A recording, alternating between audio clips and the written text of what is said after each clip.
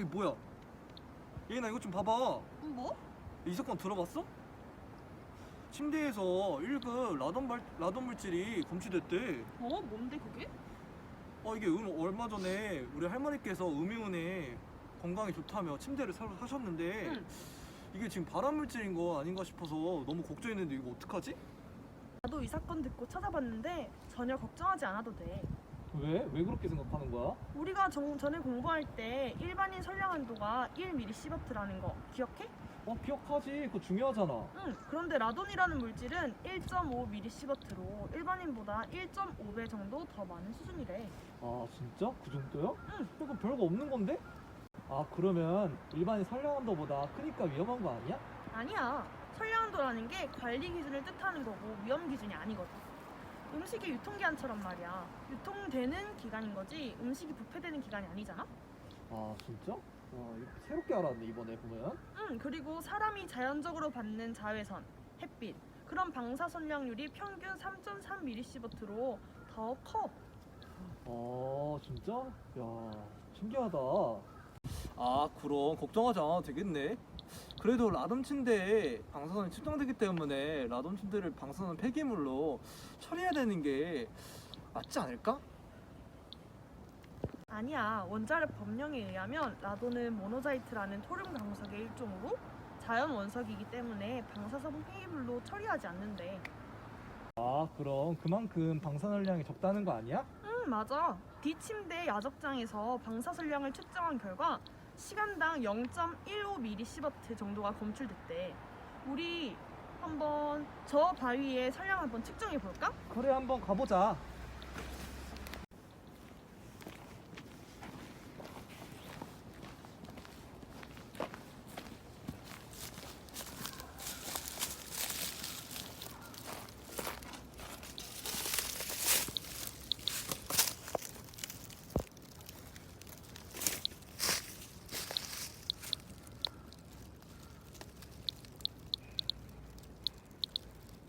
이것 봐. 오히려 이 바위에서 검출한 양이 더 크지?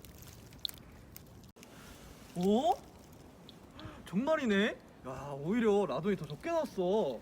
맞아. 그만큼 라돈 침대에서 나온 라돈은 정말 미미한 방사선량률을 가지고 있고 인체에 영향은 거의 없다고 보면 돼.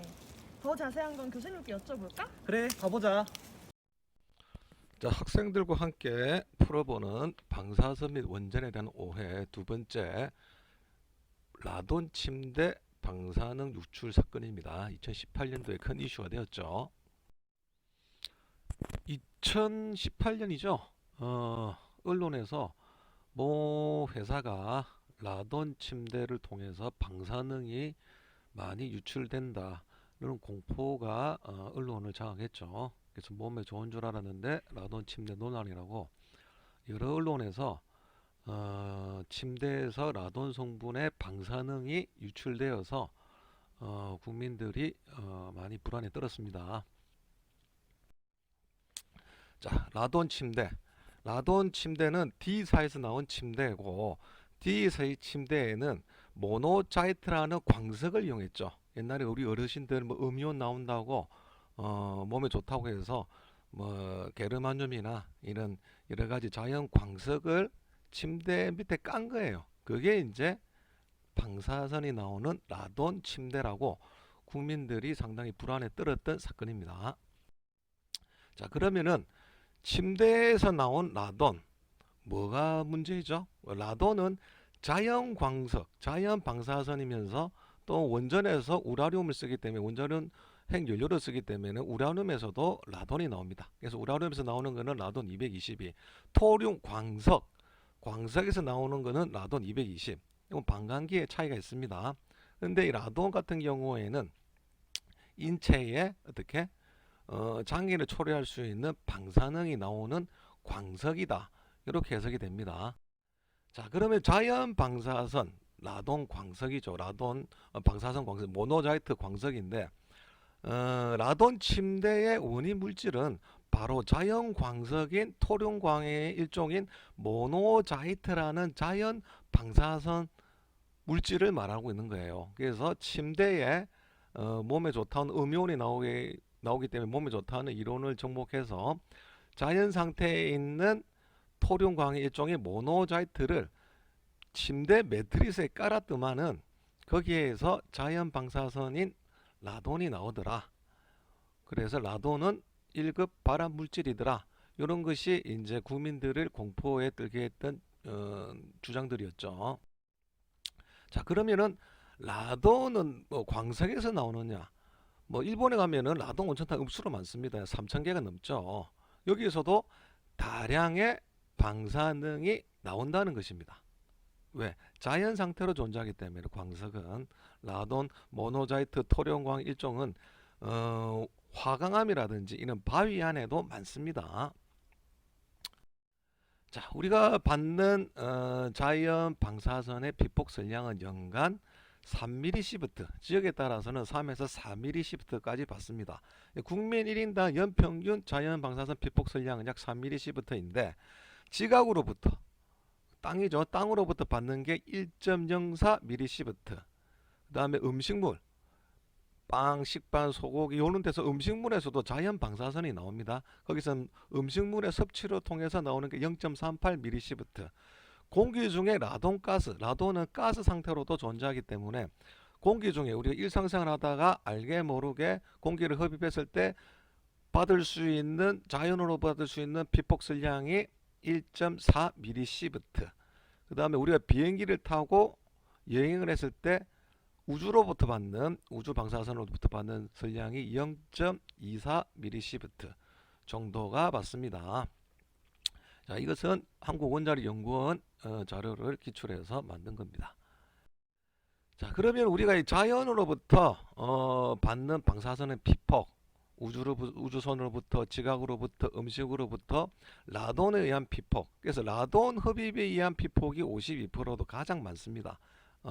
유엔 보고서에 따라서 또 국내외에서 틀리지만은 약 1.3mSv 정도 라돈을 흡입함으로써 자연 상태에 있는 라돈 광석으로부터 나오는 가스를 흡입함으로써 받을 수 있는 게 1.3mSv 정도입니다. 자, 라돈에 의한 피폭은 국내 한국원자력 안전기술원 자료를 기초로 해서 만든 걸 보면은 국내 평균 실내 라돈 농도는 4500kg/m3, 연간 피폭 설량이 1.4mSv 정도 피폭에 노출되고 있습니다. 자연 상태에서 우리가 알게 모르게 받는 수준이 1.4, 즉 일반인 연간 설량 한도 1mSv를 훨씬 초과하는 수준을 우리가 알게 모르게 자연으로부터 받습니다. 자연으로부터. 그래서 라돈, 가스, 라돈이라는 방사선 물질은 가스로도 존재하는데 우리가 자연 방사선, 일반인들이 받는 자연 방사선 피폭의 50% 이상을 차지하고 자연상에서 존재하는 광석, 우라늄이나 토륨 계열의 붕괴 과정에서 발생합니다. 우리 집을 뭐로 짓습니까? 콘크리트도 짓겠죠. 콘크리트는 어디 나옵니까? 땅 속에 있는 뭐 광석, 화강암 이런 거를 부셔가지고 집을 만들고 있습니다. 시멘트를 발라서. 그래서 실내에는 이런 라돈이 존재합니다. 그래서 라돈을 제거하기 위해서는 주로 새집 증후군이라 하죠. 라돈은 가스 상태로 존재하기 때문에 집에서 30분 정도 환기만 시켜도 90% 이상이 어떻게 날아갑니다. 대기 중으로. 그렇기 때문에 라돈이 집에 존재한다고 불안할 염려는 없죠. 왜? 창문만 열면 되기 때문에. 그렇습니다. 자, 그래서 우리가 일상 속에서 받는 피폭, 그죠? 알게 모르게 받는 피폭, 우리 등산을 할 때도 광석으로부터 피폭을 받고 비행기를 탈 때도 우주 방사선으로부터 방사선 피폭을 받습니다. 그리고 원전에서도 방사선이 나오겠죠. 그래서 원전의 주변 설량은 0.05mSv 미만으로 안전하게 관리되고 있습니다. 1년에 한 번씩 찍는 건강검진을 찍을 때 흉부 엑스레이 촬영할 때도 0.3mSv, 3장만 찍어도 어디가 됩니까? 연간 일반인 설량 한도 1mSv 수준에 달하게 되겠죠. CT 한 번만 찍어도 4에서 5mSv 정도의 방사선에 노출이 됩니다. 일반인 설량 한도의 한 4-5배 되죠. 그리고 PET-CT를 검사를 한다. 건강검진에서 PET-CT를 검사를 한다. 그럴 땐 더 많이 받습니다. 약 10에서 20mSv, 일반인 설량한데 약 10배에서 20배 정도의 방사선에 노출되고 있습니다. 그리고 지역에 따라서 일본의 라돈 온천탕이 많은 그런 지역에는 자연 방사선이 6mS에서 10mS까지 되는 지역도 있습니다. 그렇기 때문에 일반인 선량한도 1mS를 초과한다고 해서 이것은 위험한 수준이 아니에요. 일반인 선량한도 1mS를 지정한 것은 이걸 초과하면 위험하다, 그게 아니라 안전하게 방사선을 덜 받기 위한 관리 수준이지, 이것을 초과한다 해서 위험한 수준은 아닙니다. 가장 많이 받는 인공 방사선 중에는 방사선 치료가 있습니다. 암 환자를 대상으로 방사선 치료를 할 때 통계적으로 약 5,000에서 6,000mS를 방사선을 조사해서 암 환자들 치료하고 있습니다. 일반인 선량한도 6,000배죠, 6,000배. 그러나 방사선을 조사함으로 인해서 이득이 방사선에 대한 피해보다 훨씬 크기 때문에 사용하고 있습니다. 그렇다면은 라돈 침대에서 나오는 방사선이 암을 유발한다. 물론 라돈은 발암 물질이 맞습니다. 그러나 라돈 침대를 사용함으로 인해서 암이 걸리려면은 얼마나 많이 오래 써야 되겠어요? 예, 그렇습니다. 그것은 여러분들이 생각했을 때 100mS 이하에서는 암 발생률이 극히 미약하다는 ICRP 보고서가 있습니다. 그래서 라돈 침대 썼을 때 침대 종류마다 틀리지만 약 1.5에서 많게는 10mS 정도까지 받습니다. 일반인 선량을 초과하죠. 그렇다고 해서 일반인 선량을 초과하기 때문에 암이 발생한다, 그것은 아니다는 거죠. 과학적으로는 그렇습니다. 그래서 대진 라돈 침대 2018년에 언론에서 되게 많이 시끄러웠죠. 그 원인이 되는 물질이 모노자이트라는 자연 광석에서 나온 분말 가루입니다. 그게 실내 기준치의 3배가 넘는 620베큐럴 정도 유출이 되었죠. 그래서 많은 사람들이 이것은 방사선 폐기물이기 때문에 경주 방사선 폐기장으로 보내야 된다고 주장하기도 하였습니다. 그러면 라돈 침대가 과연 방사선 폐기물인가? 원자력 관련 법령에 따르면은 방사선 물질이란 핵연료, 사용 후 핵연료, 방사선 동요소 및 원자 핵 분설 생성물을 말하기 때문에 이러한 물질을 폐기하는 것이 방사선 폐기물입니다. 그러나 모노자이트는 인공 핵종이 아니죠. 인공에서 만든 핵종이 아닙니다. 토룡광의 일종, 즉 자연 광석이라는 거죠. 여러분이 쉽게 접할 수 있는 야산에도 있습니다. 야산 바위 안에도 이 모노자이트 성분이 있습니다. 그렇기 때문에 라돈 침대는 자연 방사선 물질인 광석을 이용했기 때문에 원자력 법령상 방사선 폐기물이 아닙니다. 그래서 원자력 안전위원회 입장 발표에도 수거된 대진 침대, 라돈이 방사능이 유출되는 미트릭스 침대는 방사선 폐기물이 아니라고 결정을 하였습니다. 자, 그러면은 어느 수준의 이 야적장 폐기물을 꽈득 쌓았을 때, 이 침대 매트를 쌓았을 때 어느 정도 수준이 나오냐면은 대진 라돈 침대 야적장에서 0.13에서 0.28 마이크로시버트 퍼 아워 수준의 방사능이 노출되었습니다. 이것은 우리가 일상적으로 자연 방사선, 즉 산이나 들이나 자연에서 우리가 피폭당할 수 있는 수준이 0.1에서 0.3 마이크로시버트 내외이기 때문에 극히 위험하다고 말할 수가 없죠. 왜? 자연 상태에서 우리가 알게 모르게 받는 방사능의 수준도 그와 비슷하기 때문에 라돈 침대를 쓰기 때문에 폐암이 발생한다는 것은 아직까지 과학적으로는 입증되지 않았습니다. 그것이 팩트입니다.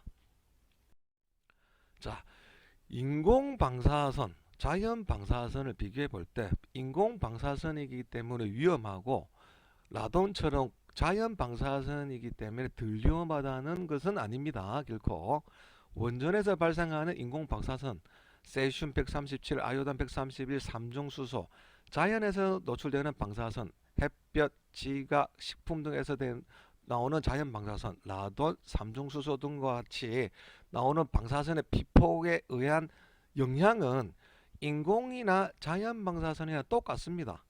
즉 방사선에 대한 인체 장애는 그 심각도, 양에 의해서 결정되지 인공이라고 해서 위험하고 자연이라고 해서 덜 위험한 것은 아니에요. 네. 그래서 인공 방사선 의료 피폭이 가장 대표적인 피폭 사례인데 우리가 엑스레이 한 장을 흉부를 찍을 때 0.3mSv, PET-CT를 찍을 때 10에서 20mSv 정도의 방사선 피폭에 노출됩니다. 일반인 선량 한도에 PET-CT를 만약에 한번 검진한다면은 일반인 선량 한도의 20배, 또 라돈 침대를 1년치 사용하실 때보다 훨씬 많은 양을 받는다는 뜻이에요. 이게 의료 방사선 피폭입니다. 그래서 의료 방사선 피폭이 금다하다고 해서 우리가 일반 검진을 피하거나 엑스레이를 안 찍겠다, 두려워서 못 찍겠다는 경우는 없죠. 왜? 방사선을 조사함으로 해서 피해보다는 이득이 더 많기 때문에 우리가 의료 피폭을 하더라도 받더라도 검사를 하고 있습니다. 자, 국제 방사선 방호학회 ICRP에 보고된 자료에 의하면은 히로시마 나가사키에서 인공 방사선 원자 폭탄이 터져 가지고 수십만 명이 방사선에 피폭이 되었죠. 원자 폭탄에 의한 방사선 피폭. 이게 가장 큰 인류가 겪었던 가장 큰 방사선 피폭 사건입니다. 그래서 역학조사에서 40년 동안 역학조사에서 ICRP에서 조사한 결과 인구 10만 명당 40년 동안 방사선 원자 폭탄에 의한 방사선 피폭을 역학조사했을 때 100mSv 이하에서는 역학 연구에서 암 발생을 증명하지 못했다라는 보고서가 발표가 되었습니다. 즉 100mSv 이하에서는 암 발생률이 아주 미약하다라고 해석할 수 있습니다.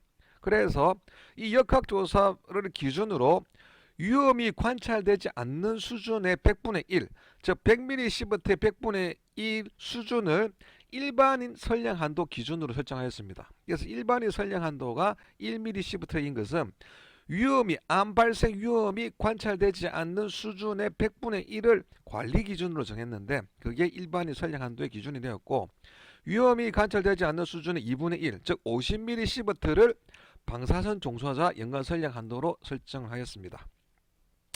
즉 우리가 뉴스에서 접했을 때 연간 선량 환자들 초과해서 위험하다는 수준이 아니라 일반의 선량 한도 1mSv를 초과한다고 해서 위험하다는 것으로 해석하는 것이 아니라 1mSv로 지정한 이유는 방사선을 안전하게 관리하기 위한 관리 수준으로 해석이 되고 있습니다. 자, 결론입니다. 인공 방사선에 의한 피폭과 자연 방사선에 의한 인체 피폭 동일합니다. 우리가 자연에서 받는 피폭의 수준이 연간 3에서 4mSv 정도 받고 있습니다. 라돈 침대에서 나오는 방사선은 자연 광석, 즉 토룡광이죠. 토룡광, 모노자이트 나오는 자연 방사선입니다. 그래서 이거는 우리가 등산을 할 때나 어떻게 일본의 라돈 온천탕을 갈 때도 라돈에 의한 방사선 피폭을 받습니다. 그리고 ICRP 국제 방사선 방호학회에서 발행한 보고서 자료에 의하면은 일반인 선량 한도 1mSv의 100배 수준인 100mSv 이하에서는 국내 역학조사 자료에서 암의 발생을 증명하지 못했다가 과학적인 정설로 우리가 알고 있습니다. 그리고 원자력 관계 법령상 모노자이트, 라돈 침대에 들어가 있는 모노자이트 토룡 광석은 자연 방사선이기 때문에 방사선 폐기물 대상이 아니라는 것이 원자력 안전위원회의 입장입니다. 자, 이제 생각해 볼 문제. 라돈 침대가 연간 일반인 선량 한도 1mSv를 초과하는 것은 사실입니다. 그러나 라돈 침대에서 나오는 방사선량이 1mSv를 초과하니까 경주에 있는 방사선 폐기장으로 보내게 된다는 주장은 등산객을 위해서 야산에 있는 바위 중 일부를 연간 선량 한도가 넘는 바위를 떼내서 경주 방패장으로 보내야 된다는 소리와 같습니다. 라돈 침대 야적장에서 평균 0.18에서 0.28 마이크로시버트 per hour의 방사능이 나왔습니다. 방사선이 나왔고, 야산 바위를 우리가 인근 야산 바위를 측정해 보니까 0.24 마이크로시버트 per hour의 방사선이 나왔습니다. 비슷하죠, 그죠? 그렇기 때문에 과연 우리가 라돈 침대 문제를 대할 때 이 자연 방사선을 놓고 생각해 본다면은 방사선 피폭이 무서워서 비행기를 못 타는 사람이 있는가? 어? 또 온천에서 나오는 라돈이 무서워서 일본 온천 여행을 못 가겠다고 하는 여행객이 있는가? 지각에서 나오는 방사선이 무서워서 등산을 못 가겠다는 사람이 있는가? 한 번 정도 생각해 볼 문제라고 생각합니다. 네, 이상.